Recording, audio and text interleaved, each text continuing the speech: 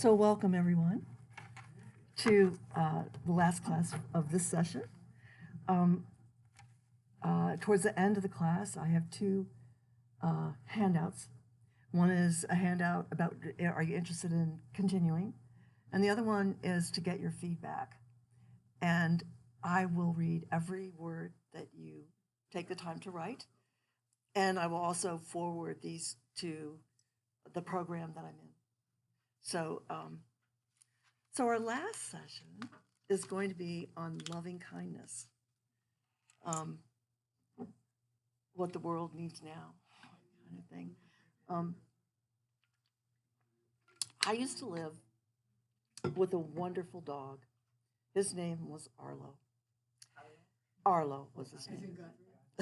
No, but he was a half Springer, half Lab, all black coat, and he had these big brown eyes.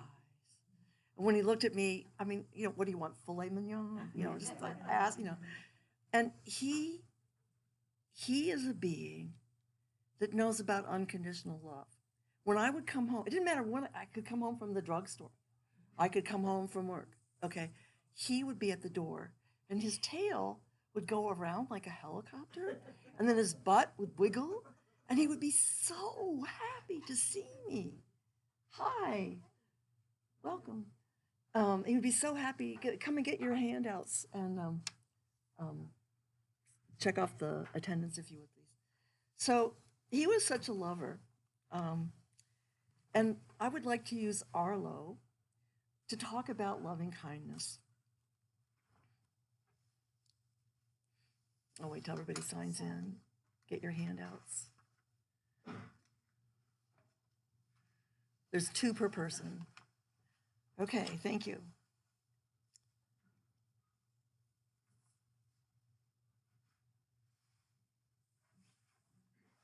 Good. So I'm going to read a poem by Ellen Bass, which illustrates some of the mystery of loving kindness. This is a prose poem, so there's no rhymes or anything. All right. At gate C-22 in the Portland airport, a man in a broad-brimmed leather hat kissed a woman arriving from Orange County. They kissed and kissed. Long after the other passengers clicked the handles on their carry-on luggage and wheeled briskly toward short-term parking, the couple stood there, arms wrapped around each other, like he'd just staggered off the boat at Ellis Island, like she'd been released at last from the ICU, snapped out of the coma, survived bone cancer, and made it down from Annapurna in only the clothes she was wearing. Neither of them was young. His beard was gray. She carried a few extra pounds you could imagine her saying she had to lose. But they kissed lavish kisses, like the ocean in early morning when it gathers and swells. We were all watching. Pilots, stewardesses, passengers waiting for the delayed flight to San Jose, the aproned woman icing Cinnabons. We couldn't look away. We could taste the kisses crushed in our mouths, but the best part was his face. When he drew back and looked at her, his smile, soft with wonder, almost as though he were a mother still open from giving birth, as your mother must have looked at you. No matter what happened after, if she beat you or left you lonely now, you once lay there, the vernix not yet wiped off, and someone gazed at you as if you were the first sunrise from Earth.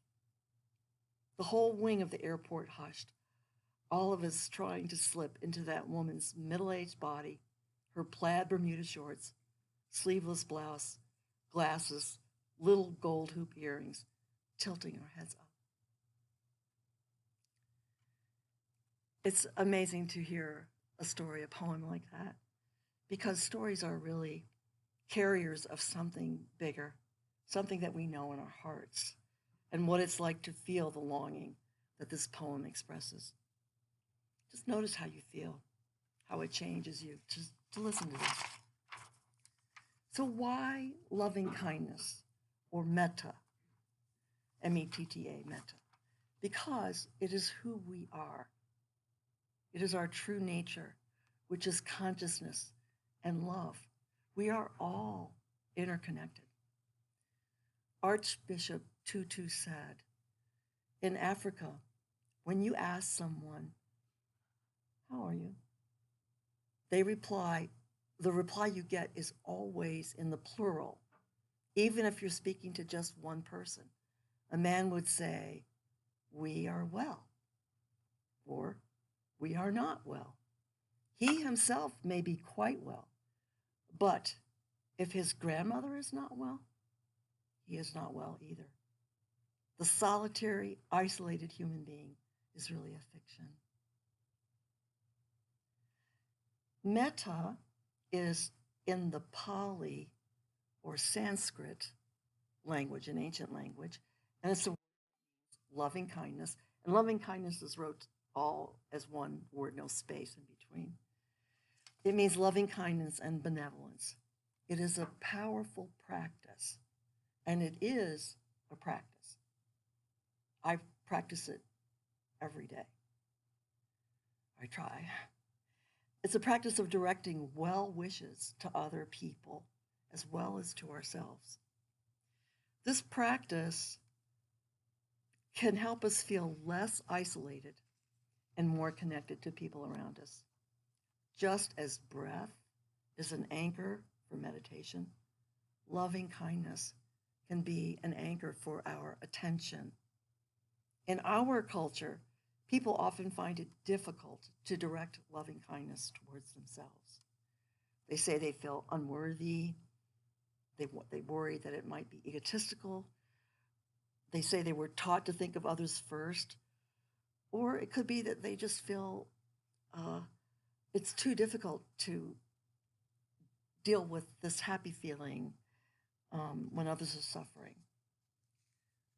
The idea is not about perfecting yourself.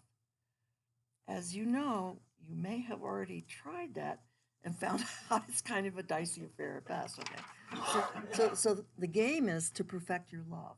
That's what it's really about. Jack Kornfield, PhD, clinical psychologist and internationally known meditation teacher, has a friend, Frank, I don't know, I'm going to say his name right, Ostaseski, who has authored an excellent book called The 5 Invitations, and he's also the founder of Zen Hospice Center. Frank O. tells a story about a woman named Jillian, who's an author, worked in publishing, she had a lot of books, and her mother, unfortunately, lost her memory and was unable to live by herself because she had dementia. So she brought her mother home to live with her.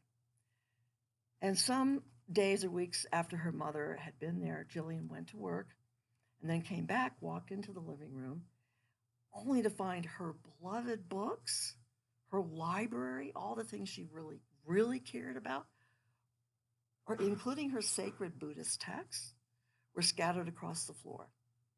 Her mother was upset and announced, "I'm tired of all these old dusty books.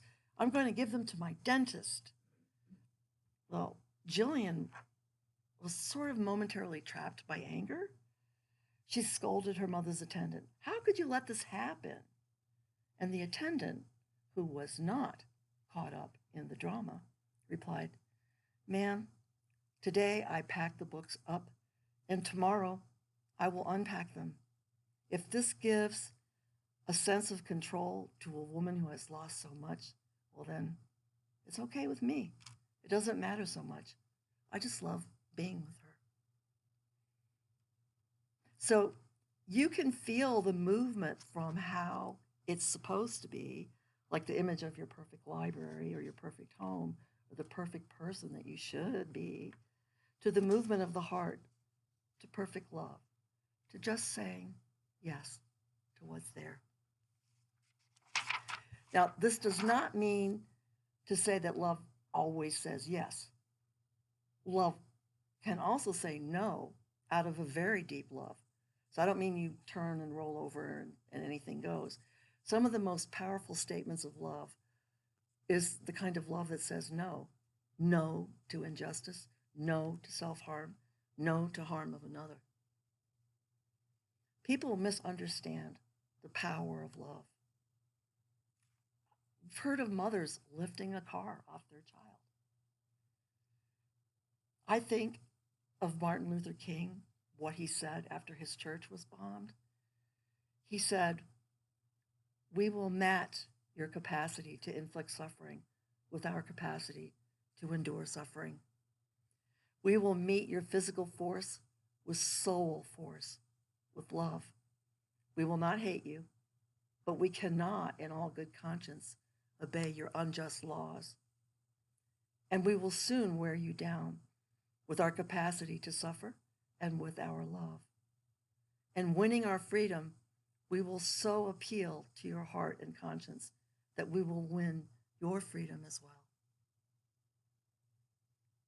There's a way of understanding love that it's not a weakness, but something that's magnificent and true to us as human beings. Richard Seltzer, MD, a surgeon at Yale University, he writes essays about his experiences as a practitioner. I'd like to read you an essay called "The Kiss," which invokes a sense of metta. He writes, "I stand by the bed where a young woman lies, her face post-operative, her mouth twisted in palsy, clownish." Could you close the door? Thank you.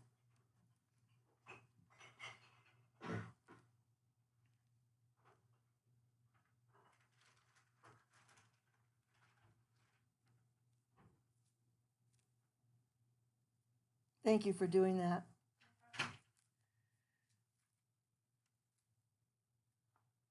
Her mouth twisted in palsy, clownish.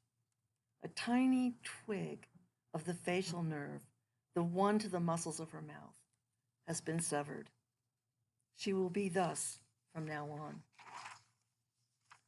The surgeon had followed with religious fervor the curve of her flesh. I promise you that. Nevertheless, to remove the tumor in her cheek, I had to cut the little nerve. Her young husband is in the room. The story always makes me cry, I'm sorry. He stands on the opposite side of the bed, and together they dwell in the evening lamplight. Who are they? I ask myself. They gaze at each other and touch one another so generously. The woman speaks. Will my mouth always be like this? She asks. Yes, I say, it will. It's because the nerve was cut. She nods silently, but the young man smiles. I like it, he says. It's kind of cute. And all at once, I know who he is. And unaware of my presence, I lower my gaze. For one is not bold in an encounter with the gods. And then he bends to kiss her crooked mouth. And I, so close, I can see how he twists his own lips to accommodate to hers, show her that their kiss still works. And I remember that the gods appeared in ancient Greece as mortals, and I hold my breath and let the wonder in.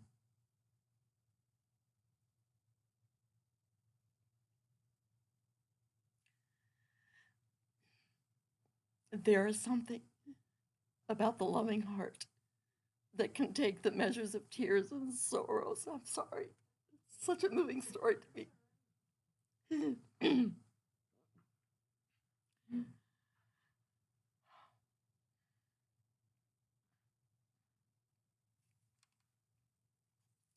There is something about the loving heart that can take the measure of tears and sorrows that make up our human life, and the beauty that make our human life and meet it in a way that is very different than any other way we would approach it.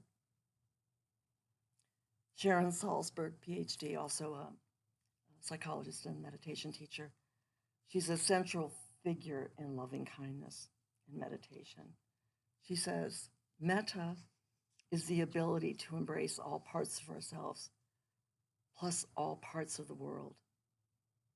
Practicing metta illuminates our inner integrity because it relieves us of the need to deny different aspects of ourselves. In order to be free of suffering, and therefore to be able to give abundantly to others, one must endeavor to love oneself abundantly. The Buddha's teachings on loving kindness were to direct a person to their own heart and the hearts of all beings without exception. I have given you a handout of research on loving kindness and meditation. I think it's there. If it isn't, I will send it to you. I did send it to you anyway. So,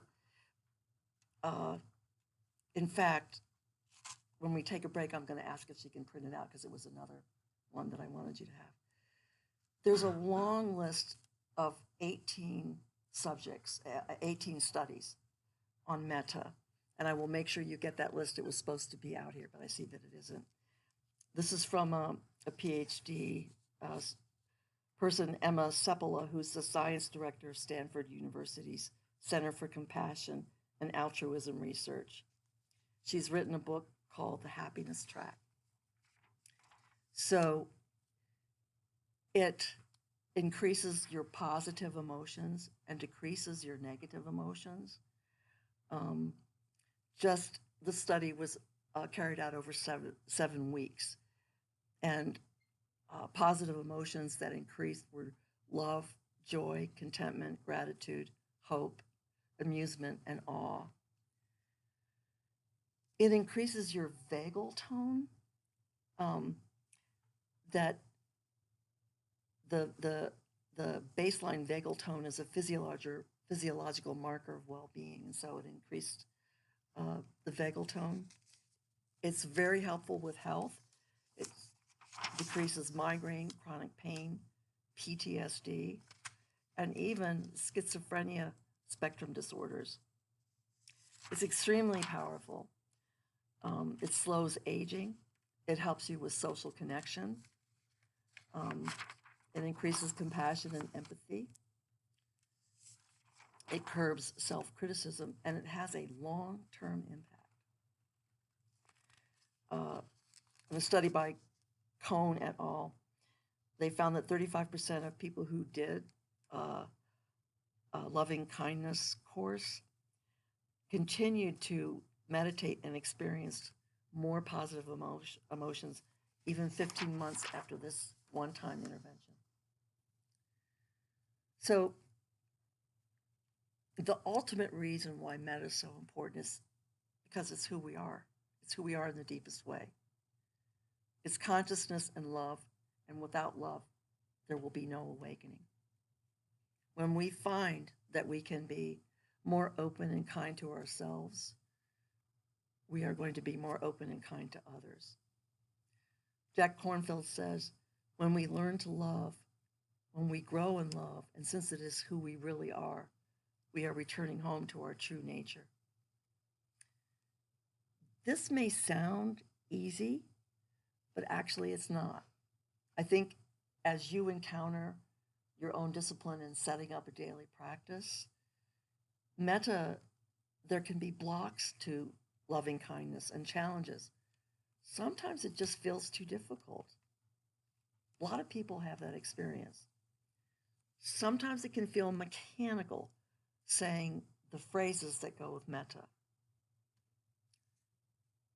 As I said before, most of us are not taught how to love ourselves. Sharon Salzberg shares a story about herself in her book called Real Love. She had been practicing metta every day, and she said, I'm not getting any changes. Really nothing's happening. So she was on her way downstairs carrying a tray to her teacher when she tripped or something, but the tray dropped and glass shattered everywhere. she said to herself, "Ah, Sharon, you are such a klutz." And then she said, "Sharon, you are a klutz and I love you." Then she thought, "Hey, it is working. It's working, you know?" Recognize that when you practice metta, and I will introduce you to the phrases shortly, it's the planting of seeds, and it may take a while before you feel or see the growth. These phrases are the watering of the seeds. Traditionally, phrases are said in an order. We direct loving kindness towards ourselves first, and then in a sequence of expansion. Next, we go to somebody we love already, like a family member or a friend, then a neutral person, then to someone we have difficulty with, and finally to all beings without exception. You're probably wondering, okay, what are the phrases then? Remember, these are not affirmations, but they cultivate the good intentions of the heart. It's up to you if you want to modify the phrases. They're there as a framework for you to start. You want it to be meaningful to you. We start with ourselves, and if that's too difficult, you can start with someone you love the most or a beloved pet. Here are some examples, starting with the self. May I be filled with loving kindness. May I be safe from inner and outer dangers. May I be well in body and mind. May I be at ease and happy. As you move away or further away from yourself, the phrases change slightly. May you be filled with loving kindness. May you be safe from inner and outer dangers. May you be well in body and mind. May you be at ease and happy. You want to direct your concentration to the meaning of the phrases. Don't try to manufacture some feeling. Just let the power of the words unfold. It can take some time, so be patient. You might ask, what is a neutral person? This could be someone that you don't really know, maybe the barista, the person who delivers your mail, but someone you run into from time to time. You don't have a strong sense of liking or disliking them. They're neutral because there's just no story about them. Just as we all want to be happy, so does this person.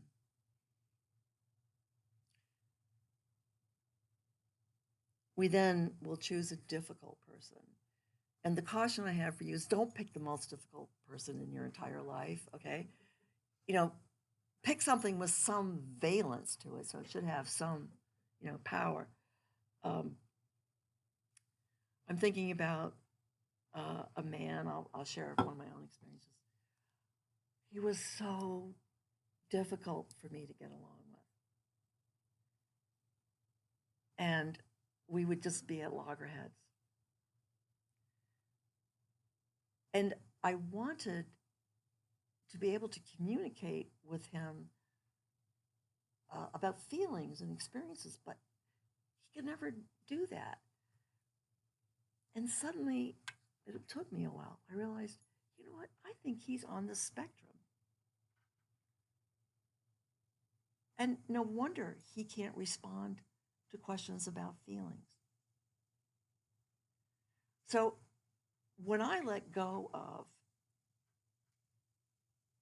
that he was a difficult person and I saw him for what he could and he could not give, our relationship has blossomed. Yes. Spectrum? I'm sorry. I'm so sorry. The autism, on the autistic spectrum. So he is a person that he's very intelligent, very verbal, and it sort of fools you in the beginning because you think you could have certain kinds of conversations with him, but he actually couldn't. Is that clear? I also find meta really helpful in traffic.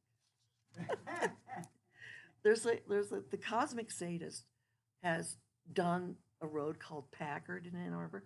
There is a stoplight like every block, and I would find myself, my shoulders going up, getting more upset. And I said, you know what, you are not going to get there 1 second faster. You're just putting plaque on your heart, you know. So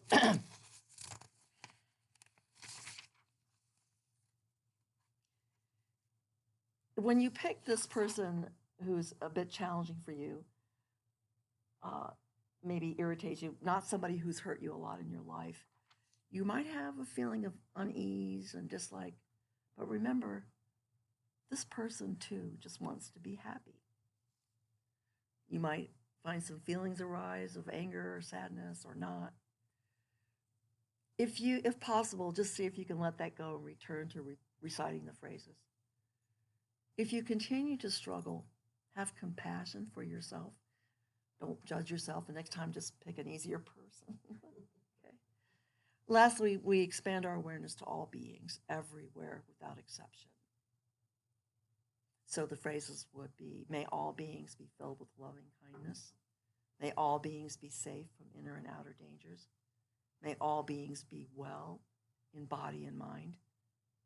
May all beings be at ease and be happy.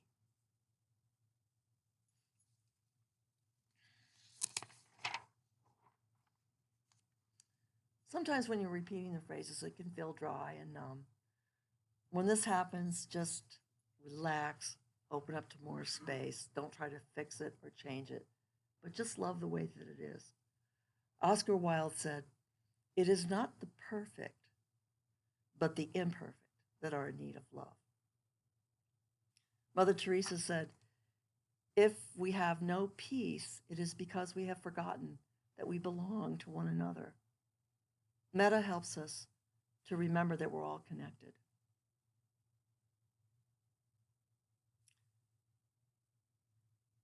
I have spoken to you before about the rushing sickness that we have in our culture. Everything is fast and in a hurry. And a seeker came to the Dalai Lama. And the Dalai Lama, well, the seeker was one of those sort of high energy people that wanted a quick way to enlightenment.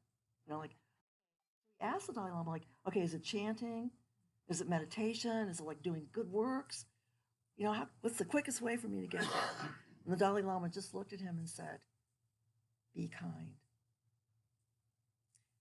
And that is the most meaningful phrase for me. It's not easy to be kind, at least for me, all the time.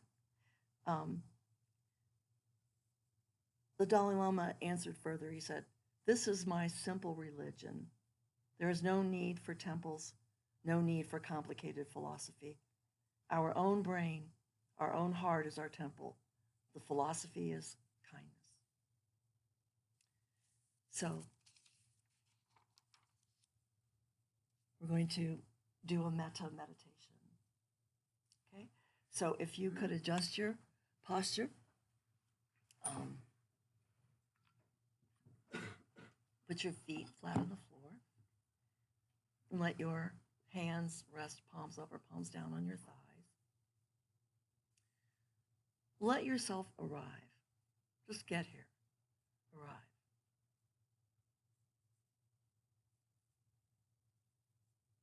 You want to access a comfortable posture,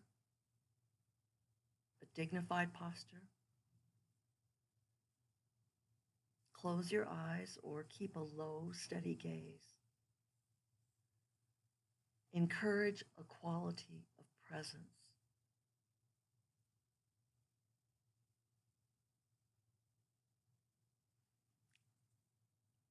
If you have body sensations, watch them come and then pass away.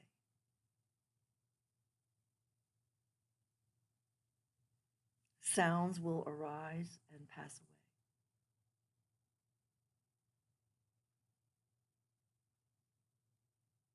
First, We will offer loving kindness to ourselves. I will say the phrases, and you can repeat them silently to yourself. May I be safe. May I be happy. May I be healthy. May I live with ease.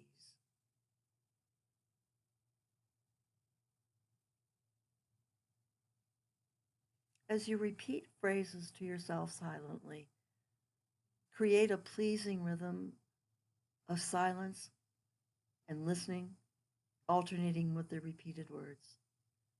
May I be safe. May I be happy. May I be healthy. May I live with ease.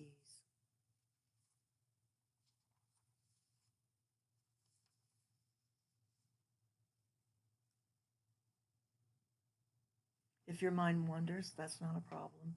Just begin again.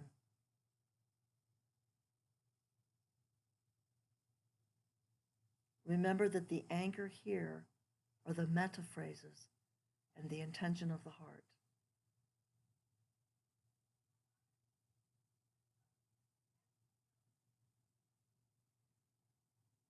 Now call to mind someone who has helped you, or someone who is inspiring to you, or a beloved pet. Someone, when you think of them, you smile. Fully imagine how they look. Bring them to your mind. May you be safe. May you be happy. May you be healthy. May you live with ease.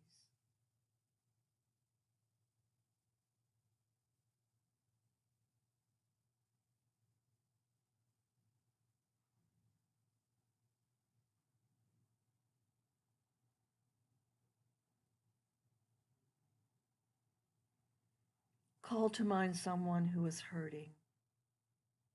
It could be a person or your beloved pet, someone or some being who could use love and care. Feel free to modify the phrases. May you be safe. May you be happy. May you be healthy.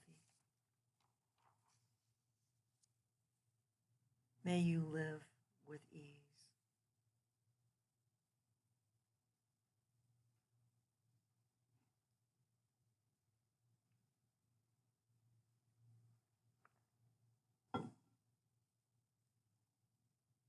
Call to mind a difficult person.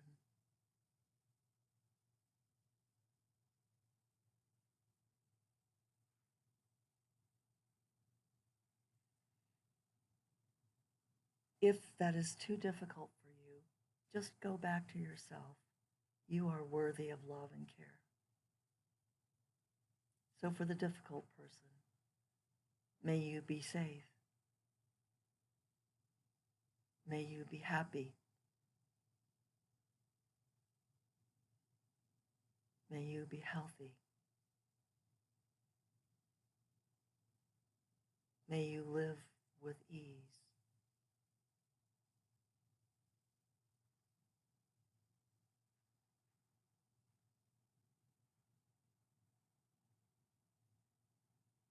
If the mind wanders, let yourself relax and anchor by repeating the phrases.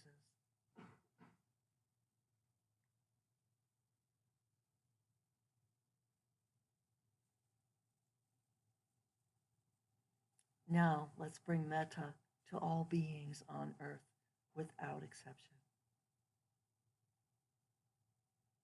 Humans, animals, plants. May all beings be safe. May all beings be healthy.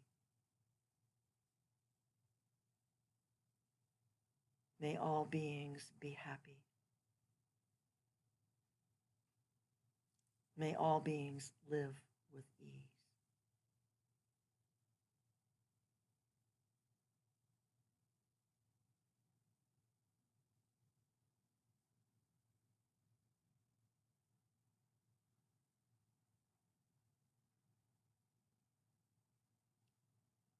In the last few minutes, let's direct our heart's attention to everyone in the group, people with whom you've talked and shared, and who have talked and shared with you.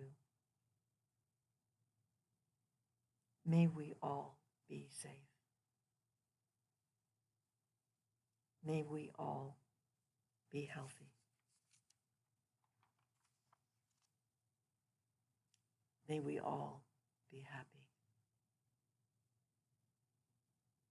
May we all live with ease.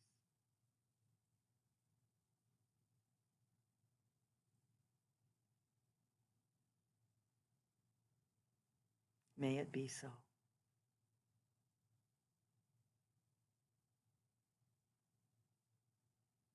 When you're ready, just move your toes in your shoes somewhat. Wiggle your fingers a little bit.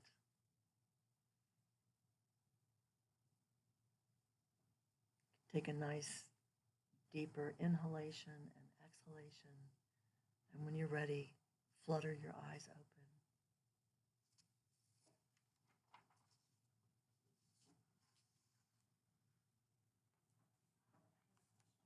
I welcome comments and questions. Yes. You were saying, may I be happy. Why would you not say, I will be happy? Why are you asking permission to be happy? It's a wish, and you should change. So those are wishes. Yeah, you change it so it's comfortable for you. Okay. These are like the Guidance, traditional okay. phrases. Because Okay. it seemed like to me, if you wanted to be happy, I will be happy, would be more positive instead of may I be happy? I'm asking someone to do that for me. I think it's more like a wish, and you should Okay. change it. I mean, so that it Okay. works for you. That's a very good question because these phrases aren't going to work for everybody. Okay. Okay. Comments and questions.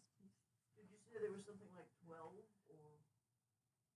There are 18 research articles on Oh, the practice of metta, that's and like that the number. handout should have been here, and it's not. So I will send it to you. Just going to respond to what you said. I heard Louise Hay speak one time, and she was talking about affirmations, and she said that it's not the best habit to use will, because will is always about the future. She said it's better to stay in present tense, and it made sense to me when she said it. So I just put that out there for you to think about. I don't know. Could you just say that again? I wanted to get it. That will is something that's going to happen. It's not in the present. It's down the road. So it's always something that's going to stay down the road. But if you put it in present tense, I am happy. May I continue to be happy? I mean, any way that Okay. you could put it in present. You said that was Louise May? I'm sorry. Louise Hay. Louise Hay. Yeah. Thank you very much. Other comments, observations? Well, I like little ditties, and I can remember like the one you gave is if you don't. Want me to repeat it so you can write it down? If you resist, it persists. Yes. And another one that I use is you have to cultivate an attitude of gratitude. That's true. And it's something in the church is the thoughts you hold in your mind will produce in time. And I know sometimes if I'm driving home in my car and I'm mad at perhaps my wife, I can have one hell of an argument.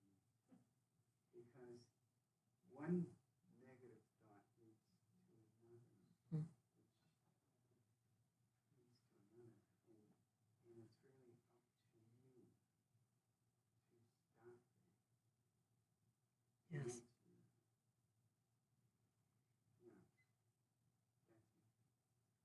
And It is. It is up to us to make that change. I didn't get the end part of the thoughts you hold in mind. Okay. you have kind thoughts, the next thought most likely will be another kind of thought. Kevin has brought up another, I mean, two important points. One, our own volition, how we can make a choice to do it one way or the other. And when you talk about cultivating an attitude of gratitude, it really is a practice. One of the things I want to talk about if we have a next session is we have a negativity bias in the brain. Our brain is hardwired to remember bad stuff.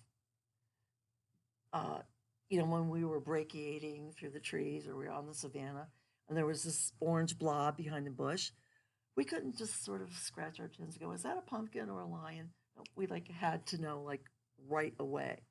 And so we have this negativity bias, so we notice all the stuff that's wrong. And in order to counter that, you actually have to practice gratitude. That's why gratitude journals are so helpful, because you're actually creating new neuronal pathways when you do it. Any other comments? Yes. I learned these 5 specific things in slightly different wording in the meditation class.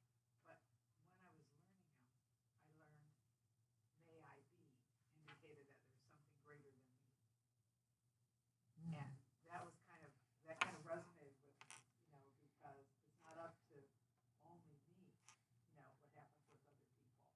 Is that I have this wish that I will be filled with loving kindness and other people will be too. But there's a God and it's not me, and I can't make it happen, which was all very freeing, to ask for something over and over with the expectation that that was going to lead to it, was for me more comforting than my force of will, which is pretty strong. Right. And not always right. I will, or you will. Does that make Yes, sense? it does. It was very freeing for me to think of this. May I be. And it sounds like one of the goals is community, is connecting, and it sounds like you see the larger picture. You feel part of a larger thing. I'll also say that doing it over and over and over again. At the time, I had white coat syndrome, went to the doctor. And the first time I was waiting, she was going to put the thing on my arm. I said, just a minute. And I did that. I could feel myself calming down. It was magical. And it's because my body has learned to calm that way, to calm itself. That there's something greater than me. I don't have to make everything happen. And it was just, I just want to share that because that was very dramatic. Yeah. Thank you. And my blood pressure was kind of normal. Usually it scares the doctor. And I say, well, you take that white coat off, it's going to kill me. I want to say something else too about the metta phrases for other people. Like, part of me might think, well, what difference is it? They're not here. Why should I wish them good stuff? And actually, there have been a number of studies with prayer. Like, they took 2 groups of people going into surgery. In one group, they got prayers and well wishes. And the other group, I don't know, maybe they were reading an orange aid recipe or something. I'm not sure.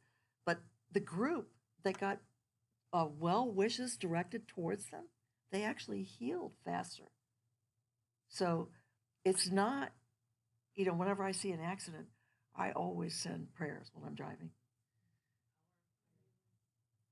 Good wishes. Doesn't have to be prayer. It can be just good wishes. And those people didn't even know they were being prayed for. No. No, they didn't know. They didn't know.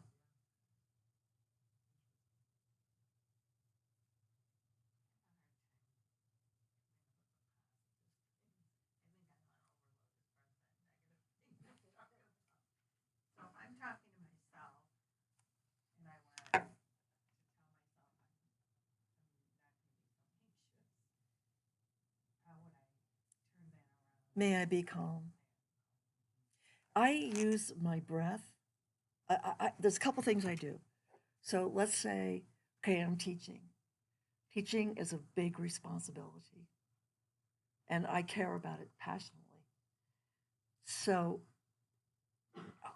I get anxious. Am I saying the right thing? Am I clear? And when that happens, I really need to do a couple of things. One thing is I need to go right to my body. Like, where am I feeling this in my body? Are my toes curled up and clenching the earth? Are my thighs tied away? I need to go right to my body. It's the first thing. And take care of my body first. Like, okay, can I relax that? The second thing is I use my breath. I say to myself, breathing in, I am calm. Breathing out, I am kind. And that really helps me. So what we have to actively do, which is what Kevin brought up, is we actually need to practice gratitude and positive feelings. Yes. Yes.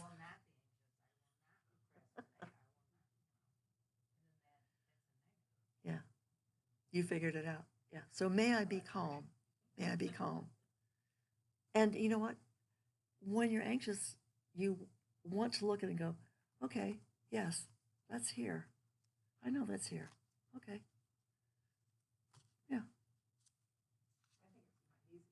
No. It's not easy to work somebody that you really don't like. Yeah. To be calm and to be happy. And that's why I like to say, because it's not just me working on this. But it's very difficult. I really have the sense of failure. May I be calm? Yes.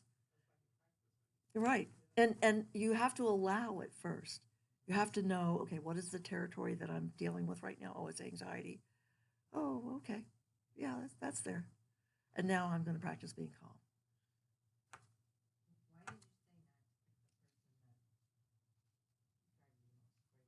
Because it would just be a fruitless exercise. You would just be, there might be a political figure, for example, that I could find, that I could describe as a difficult person. It would not be a good idea for me to use that person because I would just get so upset.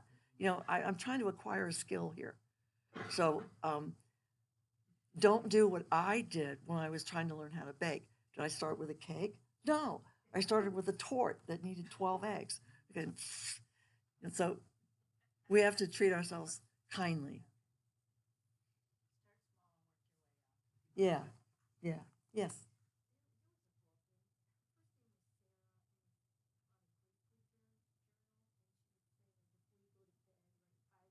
Mm-hmm.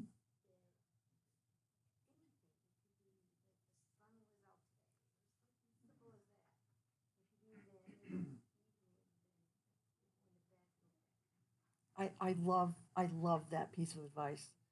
I try to do 3 things every day, and some days, it's a little minimal. Some days like I saw the bird. Okay, like it was a pretty bird, yeah. Yeah.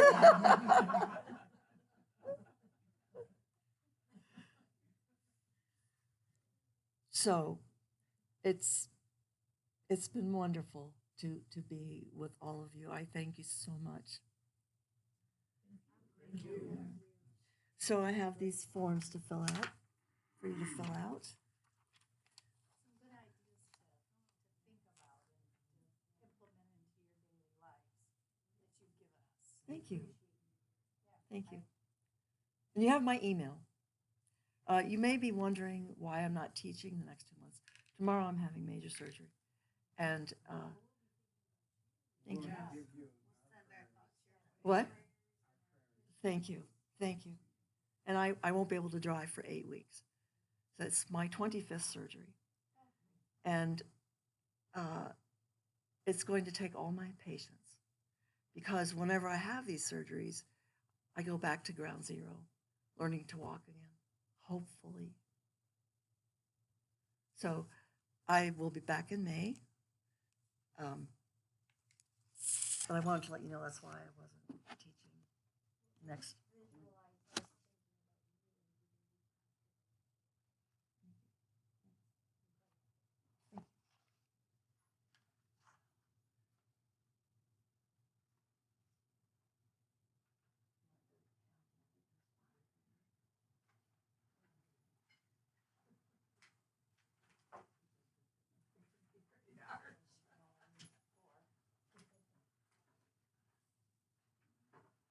Three extra. Okay, thank you. Do you want me to pass? Yeah, I'll pass it on. And these are my evaluation forms, and I will read everything you write.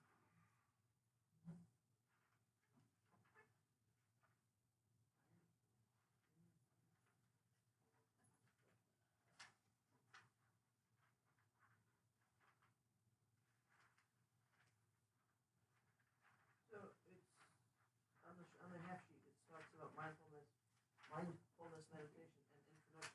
Isn't that what we've been doing? Yeah, but sometimes People might you repeat might it. want to repeat it. Oh, People okay. repeat often, so